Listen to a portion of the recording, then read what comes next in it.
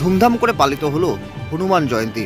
রাজগঞ্জের করতোয়ায় সীতারাম ঠাকুর trust কর্তৃপক্ষের পক্ষ থেকে এবছর তাদের প্রথম বর্ষের হনুমান জয়ন্তী পালন করলেন।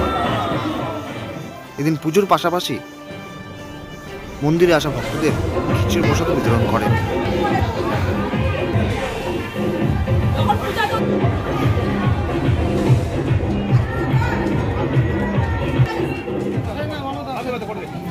জন্মদিবস উপলক্ষে হনুমান জয়ন্তী পালন করা হচ্ছে।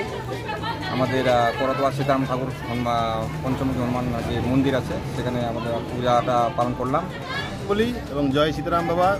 সীতারাম বাবার স্মৃতিতে এবার আমরা হনুমান জয়ন্তী পালন করতেছি। বিগত দিনে আমরা করতে পারিনি। এই যে আমাদের বিধানবাবু এবং আমাদের শ্যামলবাবু শোকত এদের উদ্যোগে এবং পাড়া প্রতিবেশী যারা শুভাকাঙ্ক্ষী আজকে সনাতনী ধর্ম দিয়ে আমরা এই পূজা এই প্রথম বছর আমরা শুরু করলাম। আজকে হনুমান জয়ন্তী উপলক্ষে সমস্ত এই করতোয়াবাসী সমস্ত মানুষ আজকে উৎসাহ উদ্দীপনা নিয়ে আজকে মন্দির এসে সবাই পুজো অর্চনা করলো আমাদের সঙ্গে। আর পূজার পরে সবাই প্রসাদ লাড্ডু ভোগ নিল, সবাই প্রসাদ নিয়েছে এবং খিচুড়ি প্রসাদ হচ্ছে, সবাই প্রসাদ খাবে।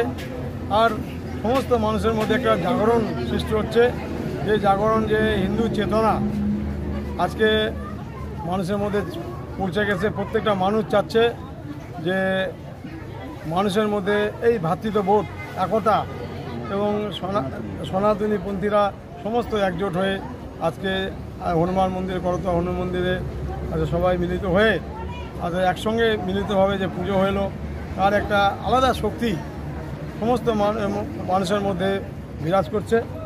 আর এখানে যজ্ঞ হলো, বৈদিক শান্তিযজ্ঞ, সেই যজ্ঞে সবাই অংশগ্রহণ করেছে এবং অংশগ্রহণ করার পরে সকলের মনে একটা শান্তি বিরাজ করছে যে না, আমরা সবাই মিলে একত্রিত হয়ে যে আজকে আমরা সীতারাম মন্দিরে যে আজকে হনুমান জয়ন্তী উৎসব পালন করলাম, এটাই সার্থকতা। প্রত্যেকের মানুষের মধ্যে একটা উদ্দীপনা জাগছে এবং প্রত্যেক সপ্তাহে আমরা মঙ্গলবার করে এখানে পূজা হয়। এই কমিটি শ্যামলদার নেতৃত্বে যারা কমিটির মধ্যে আছেন সবাই উৎসাহ উদ্দীপনা নিয়ে এই কমিটিতে প্রত্যেক মঙ্গলবার করে পূজা অর্চনা করা হয়। এখানে সমস্ত মানুষ আসেন। আপনার নাম? আমার নাম বিধান ঝা, আমি এই মন্দিরে পড়ি।